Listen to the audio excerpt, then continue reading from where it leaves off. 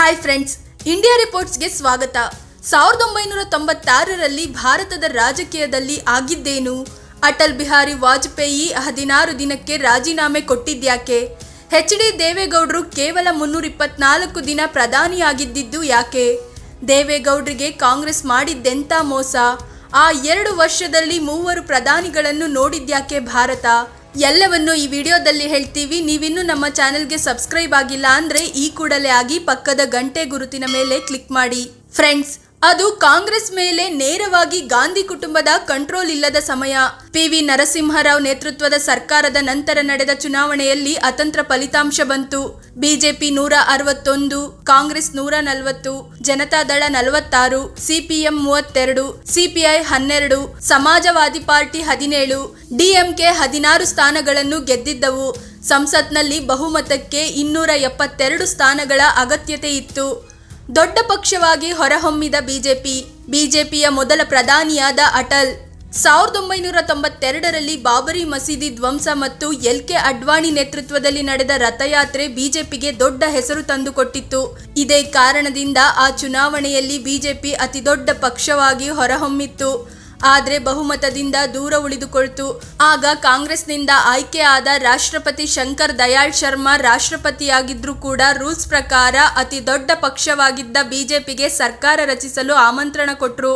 ಅದರಂತೆ 1996ರ ಮೇ 16ರಂದು ವಾಜಪೇಯಿ ಪ್ರಮಾಣ ವಚನ ಸ್ವೀಕರಿಸಿ ಪ್ರಧಾನಿಯಾದ್ರು. ಇದು ಕೇಂದ್ರದಲ್ಲಿ ರಚನೆಯಾದ ಮೊದಲ ಬಿಜೆಪಿ ನೇತೃತ್ವದ ಸರ್ಕಾರವಾಗಿತ್ತು. ಆದರೆ 161 ಸ್ಥಾನ ಪಡೆದಿದ್ದ ಬಿಜೆಪಿಗೆ ಬಹುಮತಕ್ಕೆ ಇನ್ನೂ 111 ಸ್ಥಾನಗಳು ಬೇಕಿದ್ವು. ಆದರೆ ಆಗ ಶಿವಸೇನೆ, ಹರಿಯಾಣ ವಿಕಾಸ್ ಪಾರ್ಟಿ, ನಿತೀಶ್ ಕುಮಾರ್ರ ಸಮತಾ ಪಾರ್ಟಿ ಮಾತ್ರವೇ ಬಿಜೆಪಿ ಜೊತೆಗಿತ್ತು. ವಾಜಪೇಯಿಗೆ ಬಹುಮತ ಸಾಬೀತುಪಡಿಸಲು 2 ವಾರಗಳ ಕಾಲಾವಕಾಶ ನೀಡಲಾಗಿತ್ತು. ಆದರೆ ಬಿಜೆಪಿ ಎಷ್ಟೇ ಪ್ರಯತ್ನಿಸಿದ್ರೂ 194 ಸದಸ್ಯರ ಬೆಂಬಲ ಪಡೆಯೋಕೆ ಮಾತ್ರವೇ ಸಾಧ್ಯವಾಯಿತು. ಅಕಾಲಿ ದಳದ ಬೆಂಬಲ ಪಡೆಯುವಲ್ಲಿ ಮಾತ್ರವೇ ಸಕ್ಸಸ್ ಆಗಿತ್ತು. ಅದರಂತೆ ಬಿಜೆಪಿ 1996ರ ಜೂನ್ 1ರಂದು ವಿಶ್ವಾಸಮತ ಯಾಚಿಸಬೇಕಿತ್ತು. ವಿಶ್ವಾಸಮತ ಯಾಚನೆಗೂ ಮುನ್ನ ಭಾಷಣ. 16 ದಿನಗಳಿಗೆ ವಾಜಪೇಯಿ ರಾಜೀನಾಮೆ. ಬಿಜೆಪಿಗೆ ಬೆಂಬಲ ಇರಲಿಲ್ಲ. ವಿಶ್ವಾಸಮತ ಯಾಚಿಸುವ ದಿನ ಬಂದೇ ಬಿಡ್ತು. ಅದೇ ಮೊದಲ ಬಾರಿಗೆ ಸಂಸತ್ ಅಧಿವೇಶನವನ್ನು ದೂರದರ್ಶನದಲ್ಲಿ ಲೈವ್ ಮಾಡಲಾಗ್ತಿತ್ತು. ಇದು ವಾಜಪೇಯಿಗೆ ಗೊತ್ತಿತ್ತು. ಬುದ್ಧಿವಂತ ವಾಜಪೇಯಿ ಅದರ ಕಂಪ್ಲೀಟ್ ಲಾಭವನ್ನು ಪಡೆದುಕೊಂಡ್ರು. ವಿಶ್ವಾಸಮತ ಯಾಚನೆಗೂ ಮುನ್ನ ಒಂದು ಅದ್ಭುತ ಭಾಷಣ ಮಾಡಿದ್ರು.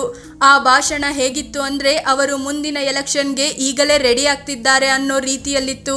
ಜನರ ವಿಶ್ವಾಸ ನಮ್ಮ ಜೊತೆಗಿದೆ, ಆದ್ರೆ ಕಾಂಗ್ರೆಸ್ ಮತ್ತು ಇತರ ಎಲ್ಲಾ ಪಕ್ಷಗಳು ಸೇರಿಕೊಂಡು ಬಲವಂತವಾಗಿ ನಮ್ಮ ಸರ್ಕಾರವನ್ನು ಬೀಳಿಸ್ತಿದ್ದಾರೆ ಅನ್ನೋ ಸಂದೇಶವನ್ನು ದೇಶದ ಜನತೆಗೆ ರವಾನಿಸುವಲ್ಲಿ ಯಶಸ್ವಿಯಾದ್ರು.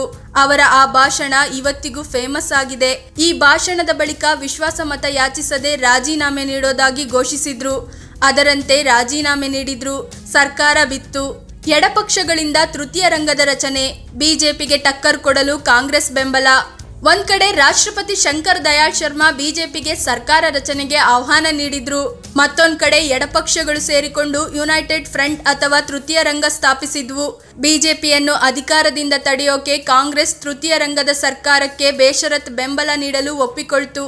ಆಗಾಗಲೇ ಕಾಂಗ್ರೆಸ್ 2 ಬಾರಿ ತಾನೇ ಬೆಂಬಲ ಕೊಟ್ಟು ರಚಿಸಿದ್ದ ಸರ್ಕಾರವನ್ನು ತಾನೇ ಬೀಳಿಸಿದ್ದ ಕುಖ್ಯಾತಿಗೆ ಒಳಗಾಗಿತ್ತು. 1979ರಲ್ಲಿ ಚೌಧರಿ ಚರಣ್ ಸಿಂಗ್, 1989ರಲ್ಲಿ ಚಂದ್ರಶೇಖರ್ ಸರ್ಕಾರವನ್ನು ತಾನೇ ಬೀಳಿಸಿತ್ತು. ಆದ್ರೂ ಕೂಡ ತೃತೀಯ ರಂಗದವರು ಕಾಂಗ್ರೆಸ್ ಅನ್ನು ನಂಬಿಬಿಟ್ರು. ಎಲ್ಲ 13 ಪಕ್ಷಗಳು ಸೇರಿಕೊಂಡು ಸರ್ಕಾರ ರಚನೆಗೆ ಮುಂದಾದವು. ವಾಜಪೇಯಿ ತಮ್ಮ ಭಾಷಣದಲ್ಲಿ ಈ ತೃತೀಯ ರಂಗ ಸರ್ಕಾರದ ಭವಿಷ್ಯ ನುಡಿದಿದ್ರು. ಕಾಂಗ್ರೆಸ್ ಬೆಂಬಲದೊಂದಿಗೆ ಸರ್ಕಾರ ಮಾಡ್ತಿದ್ದೀರಿ, ನೀವು ಪ್ರತಿಯೊಂದಕ್ಕೂ ಕಾಂಗ್ರೆಸ್ ಹೈಕಮಾಂಡ್ ಬಳಿ ಓಡಬೇಕಾಗುತ್ತೆ. ಸ್ವತಂತ್ರವಾಗಿ ಸರ್ಕಾರ ನಡೆಸಲು ನಿಮಗೆ ಕಾಂಗ್ರೆಸ್ ಬಿಡೋದಿಲ್ಲ ಅಂತ ತಮ್ಮ ವಿದಾಯ ಭಾಷಣದಲ್ಲಿ ಹೇಳಿದ್ರು. ಆದ್ರೂ ಕೂಡ ತೃತೀಯ ರಂಗ ಸರ್ಕಾರ ರಚನೆಗೆ ಮುಂದಾಯ್ತು. ತೃತೀಯ ರಂಗಕ್ಕೆ ಪ್ರಧಾನಿ ಆಯ್ಕೆ ಗೊಂದಲ. ಪ್ರಧಾನಿ ಆಗಲ್ಲವೆಂದ ವಿ.ಪಿ. ಸಿಂಗ್, ಜ್ಯೋತಿ ಬಸು. ತೃತೀಯ ರಂಗಕ್ಕೆ ಪ್ರಧಾನಿಯ ಆಯ್ಕೆಯ ವಿಚಾರದಲ್ಲಿ ಗೊಂದಲವಿತ್ತು. ಮೊದಲಿಗೆ ಎಲ್ಲ ಸೇರ್ಕೊಂಡು ವಿಶ್ವನಾಥ್ ಪ್ರತಾಪ್ ಸಿಂಗ್ ಅಂದ್ರೆ ಮಾಜಿ ಪ್ರಧಾನಿ ವಿ.ಪಿ. ಸಿಂಗ್ರನ್ನು ಪ್ರಧಾನಿ ಆಗ್ಬೇಕು ಅಂತ ಕೇಳ್ಕೊಂಡ್ರು. ಆದ್ರೆ ಅವರು ಪಿಎಂ ಆಗಲು ರೆಡಿ ಇರಲಿಲ್ಲ. ಹೀಗೆ ಅವರು ನಿರಾಕರಿಸಿದ ಬಳಿಕ ಮತ್ತೆ ಪಿಎಂ ಯಾರು ಅನ್ನೋ ಚರ್ಚೆ ಶುರುವಾಯಿತು. ಆಗ ವಿಪಿ ಸಿಂಗ್ ಸಲಹೆಯಂತೆಯೇ ಕಮ್ಯುನಿಸ್ಟ್ ಪಕ್ಷದ ಜ್ಯೋತಿ ಬಸು ಅವರನ್ನೇ ಪಿಎಂ ಮಾಡೋದು ಅಂತ ಡಿಸೈಡ್ ಮಾಡಲಾಯಿತು. ಅದಕ್ಕೆ ಜ್ಯೋತಿ ಬಸು ಒಪ್ಪಿದ್ರು ಕೂಡ. ಆದ್ರೆ ಕಮ್ಯುನಿಸ್ಟ್ ಪಕ್ಷ ಅಂದ್ರೆ ಸಿಪಿಎಂನ ಕಂಪ್ಲೀಟ್ ಕಂಟ್ರೋಲ್ ಹೊಂದಿದ್ದ ಸೆಂಟ್ರಲ್ ಕಮಿಟಿ ಇದಕ್ಕೆ ಒಪ್ಪಲಿಲ್ಲ. ಯಾಕಂದ್ರೆ ನಮ್ಮ ಬಳಿ ಇರೋದೇ 32 ಸ್ಥಾನ. ನಮ್ಮ ಪಕ್ಷದವರು ಪ್ರಧಾನಿಯಾದ್ರೆ ನಾವು ಜನರಿಗೆ ಕೊಟ್ಟ ಭರವಸೆಗಳನ್ನು ಈಡೇರಿಸಲು ಸಾಧ್ಯವಾಗಲ್ಲ. ಹೀಗಾಗಿ ನಾವು ಜಸ್ಟ್ ಸಪೋರ್ಟ್ ಮಾಡ್ತೀವಿ ಅಷ್ಟೇ, ಪಿಎಂ ಆಗಲ್ಲ ಅಂತ ಹೇಳ್ತು. ಈ ನಿರ್ಧಾರವನ್ನು ಜ್ಯೋತಿ ಬಸು ಹಿಸ್ಟಾರಿಕಲ್ ಬ್ಲಂಡರ್ ಅಂತ ಕರೆದ್ರು. 46 ಸೀಟ್ ಗೆದ್ದಿದ್ದ ಜನತಾ ಪಕ್ಷಕ್ಕೆ ಪ್ರಧಾನಿ ಸ್ಥಾನ. ಪ್ರಧಾನಿ ಪಟ್ಟಕ್ಕೇರಿದ ಹರದನಹಳ್ಳಿ ದೇವೇಗೌಡರು. ಜ್ಯೋತಿ ಬಸು ಪ್ರಧಾನಿ ಹುದ್ದೆಗೇರಲು ಅವರ ಪಕ್ಷದವರೇ ಅಡ್ಡಿಪಡಿಸಿದ್ರಿಂದ ಮುಂದಿನ ಪಿಎಂ ಯಾರು ಅನ್ನೋ ಚರ್ಚೆ ಮತ್ತೆ ಮುಂದುವರಿತು. ಆಗ ಜ್ಯೋತಿ ಬಸು ಅವರೇ ಜನತಾದಳದ ನಾಯಕರು ಮತ್ತು ಕರ್ನಾಟಕ ಸಿಎಂ ಆಗಿದ್ದ ದೇವೇಗೌಡರ ಹೆಸರು ಸೂಚಿಸಿದ್ರು. ಹೀಗೆ 46 ಸ್ಥಾನ ಗೆದ್ದಿದ್ದ ಜನತಾದಳದ ದೇವೇಗೌಡರು ಪ್ರಧಾನಿಯಾಗೋದು ಫಿಕ್ಸ್ ಆಯ್ತು. ಅದರಂತೆ 1996ರ ಜೂನ್ 1ರಂದು ಎಚ್.ಡಿ. ದೇವೇಗೌಡರು ಪ್ರಧಾನಿ ಹುದ್ದೆಗೇರಿದ್ರು. ಕಾಂಗ್ರೆಸ್ನಲ್ಲಿ ಆಂತರಿಕ ಬದಲಾವಣೆ. ತೃತೀಯ ಹಾಲಿಗೆ ಹುಳಿಯಾದ ಕೇಸರಿ. ದೇವೇಗೌಡರು ಕಾಂಗ್ರೆಸ್ ಅಧ್ಯಕ್ಷರಾಗಿದ್ದ ಪಿ.ವಿ. ನರಸಿಂಹರಾವ್ ಅವರೊಂದಿಗೆ ಮಾತಾಡಿಕೊಂಡು ಸರ್ಕಾರ ನಡೆಸ್ತಿದ್ರು. ಆದ್ರೆ ಕಾಲ ಕಳೆದಂತೆ ಕಾಂಗ್ರೆಸ್ನಲ್ಲಿ ಕೆಲ ಆಂತರಿಕ ಬದಲಾವಣೆಗಳಾದವು. ಪಿ.ವಿ. ನರಸಿಂಹರಾವ್ ಅಧ್ಯಕ್ಷ ಗಾದಿಗೆ ರಾಜೀನಾಮೆ ಕೊಟ್ರು. ಅವರ ಸ್ಥಾನಕ್ಕೆ ಬಂದಿದ್ದು ಸೀತಾರಾಮ್ ಕೇಸರಿ. ಅವರು ಬರ್ತಿದ್ದಂತೆ ನರಸಿಂಹರಾವ್ರನ್ನು ಸಂಸದೀಯ ನಾಯಕನ ಸ್ಥಾನದಿಂದಲೇ ಕಿತ್ತೊಗೆದ್ರು. ಸೀತಾರಾಮ್ ಕೇಸರಿ ಕಾಂಗ್ರೆಸ್ ಅನ್ನು ಹಿಡಿತಕ್ಕೆ ತಗೊಂಡು ಆ ಮೂಲಕ ಸರ್ಕಾರದ ಮೇಲೆ ಕಂಪ್ಲೀಟ್ ಕಂಟ್ರೋಲ್ ಸಾಧಿಸೋಕೆ ಯತ್ನಿಸ್ತಿದ್ರು. ಗೌಡರು ಮತ್ತು ಕೇಸರಿ ನಡುವೆ ಫೈಟು. ವರ್ಷದೊಳಗೆ ಎಚ್.ಡಿ.ಡಿ ರಾಜೀನಾಮೆ. ಇದರ ನಡುವೆ ಸೀತಾರಾಮ್ ಕೇಸರಿ ಅವರ ವಿರುದ್ಧದ ಕೇಸನ್ನು ದೇವೇಗೌಡರು ರಿಓಪನ್ ಮಾಡಿಸ್ತಾರೆ ಅನ್ನೋ ಚರ್ಚೆ ಶುರುವಾಯಿತು. ಇದು ಸೀತಾರಾಮ್ ಕೇಸರಿ ಮತ್ತು ಪ್ರಧಾನಿ ಎಚ್.ಡಿ. ದೇವೇಗೌಡರ ನಡುವೆ ಅಸಮಾಧಾನ ಮೂಡಲು ಕಾರಣವಾಯಿತು. ಆದರೂ ದೇವೇಗೌಡರ ಸರ್ಕಾರ ಮುಂದುವರಿದುಕೊಂಡು ಹೋಯಿತು. ಅದೇ ಅವಧಿಯಲ್ಲಿ ಹಣಕಾಸು ಸಚಿವರಾಗಿದ್ದ ಪಿ. ಚಿದಂಬರಂ ಒಂದು ಬಜೆಟ್ ಮಂಡಿಸಿದ್ರು. ಅದನ್ನ ಡ್ರೀಮ್ ಬಜೆಟ್ ಅಂತಲೇ ಕರೆಯಲಾಗುತ್ತೆ. ಆದರೆ ಈ ಬಜೆಟ್ ಪಾಸ್ ಆಗೋ ಮುನ್ನವೇ ದೇವೇಗೌಡರ ಸರ್ಕಾರ ಉರುಳಿ ಹೋಯಿತು. ಯಾಕಂದ್ರೆ ಕಾಂಗ್ರೆಸ್ ಅಧ್ಯಕ್ಷರಾಗಿದ್ದ ಸೀತಾರಾಮ್ ಕೇಸರಿ ಯುನೈಟೆಡ್ ಫ್ರಂಟ್ಗೆ ನೀಡಿದ್ದ ಬೆಂಬಲವನ್ನು ವಾಪಸ್ ಪಡ್ಕೊಂಡ್ರು. ಅದರಂತೆ ದೇವೇಗೌಡರು 1997ರ ಏಪ್ರಿಲ್ 21ರಂದು ಅಂದರೆ ಪ್ರಧಾನಿಯಾದ 324 ದಿನಗಳ ಬಳಿಕ ಆ ಸ್ಥಾನಕ್ಕೆ ರಾಜೀನಾಮೆ ನೀಡಿದ್ರು. ಸೀತಾರಾಮ್ ಕೇಸರಿ ಪಕ್ಷದ ಮುಖಂಡರೊಂದಿಗೂ ಚರ್ಚಿಸದೆ ಈ ನಿರ್ಧಾರ ತಗೊಂಡಿದ್ರು. ಅವರಿಗೂ ಪ್ರಧಾನಿಯಾಗೋ ಹುಚ್ಚು ನೆತ್ತಿಗೇರಿತ್ತು ಅಂತ ಕೂಡ ಹೇಳಲಾಗುತ್ತೆ. ದೇವೇಗೌಡರು ಕೂಡ ವಿಶ್ವಾಸ ಮತ ಯಾಚನೆಯ ವೇಳೆ ಭಾಷಣ ಮಾಡುವಾಗ ವಯಸ್ಸಾದ ವ್ಯಕ್ತಿಯೊಬ್ಬರು ಪ್ರಧಾನಿಯಾಗೋ ಅರ್ಜೆಂಟ್ನಲ್ಲಿದ್ದಾರೆ ಅಂತ ಸೀತಾರಾಮ್ ಕೇಸರಿಗೆ ಸೈಲೆಂಟ್ ಆಗಿ ಡಿಚ್ಚಿ ಕೊಟ್ಟಿದ್ರು. ಐಕೆ ಗುಜ್ರಾಲ್ಗೆ ಜೈ ಎಂದ ಕೇಸರಿ. ಮತ್ತೆ ಬೆಂಬಲ ವಾಪಸ್, ಸರ್ಕಾರ ಪತನ. ಆದ್ರೆ ನಂತರ ಮತ್ತೆ ಜನತಾದಳದ ಮತ್ತೋರ್ವ ನಾಯಕ ಇಂದ್ರಕುಮಾರ್ ಗುಜ್ರಾಲ್ ಪ್ರಧಾನಿಯನ್ನಾಗಿ ಮಾಡಲು ಸೀತಾರಾಮ್ ಕೇಸರಿ ಜೈ ಅಂದ್ರು. ಯಾಕಂದ್ರೆ ಗುಜ್ರಾಲ್ ಸೀತಾರಾಮ್ ಕೇಸರಿ ಜೊತೆಗೆ ಚೆನ್ನಾಗಿದ್ರು.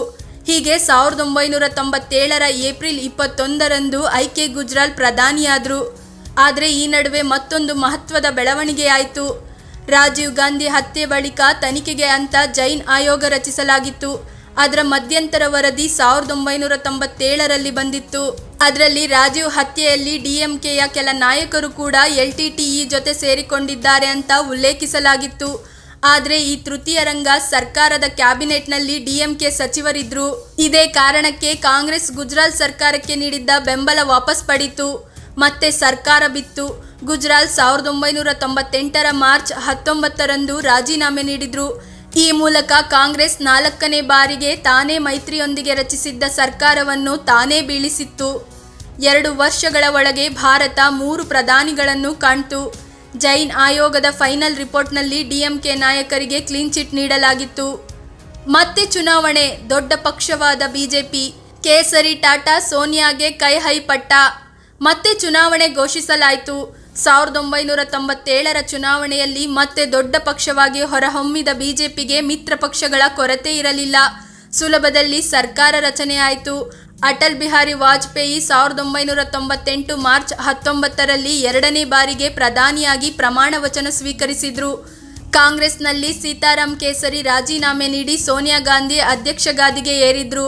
ಫ್ರೆಂಡ್ಸ್, ಇದು 1996ರಿಂದ 1998ರ ನಡುವೆ 2 ವರ್ಷದಲ್ಲಿ 3 ಪ್ರಧಾನಿಗಳು ಬಂದು ಹೋಗಿದ್ದು ಯಾಕೆ? ವಾಜಪೇಯಿ 16 ದಿನಕ್ಕೆ ರಾಜೀನಾಮೆ ನೀಡಿದ್ಯಾಕೆ? ದೇವೇಗೌಡರು ಪ್ರಧಾನಿಯಾಗಿ ವರ್ಷದೊಳಗೆ ರಾಜೀನಾಮೆ ಕೊಡಬೇಕಾಗಿದ್ದು ಯಾಕೆ ಅನ್ನೋದನ್ನ ತಿಳಿಸಿಕೊಡೋ ಪ್ರಯತ್ನ. ಈ ಬಗ್ಗೆ ನಿಮಗೇನನ್ಸುತ್ತೆ ಅಂತ ಕಾಮೆಂಟ್ ಮಾಡಿ ತಿಳಿಸಿ. ಹಾಗೆ ನಮ್ಮ ಚಾನೆಲ್ಗೆ ಸಬ್ಸ್ಕ್ರೈಬ್ ಆಗಿ ಪಕ್ಕದ ಗಂಟೆ ಗುರುತಿನ ಮೇಲೆ ಕ್ಲಿಕ್ ಮಾಡಿ.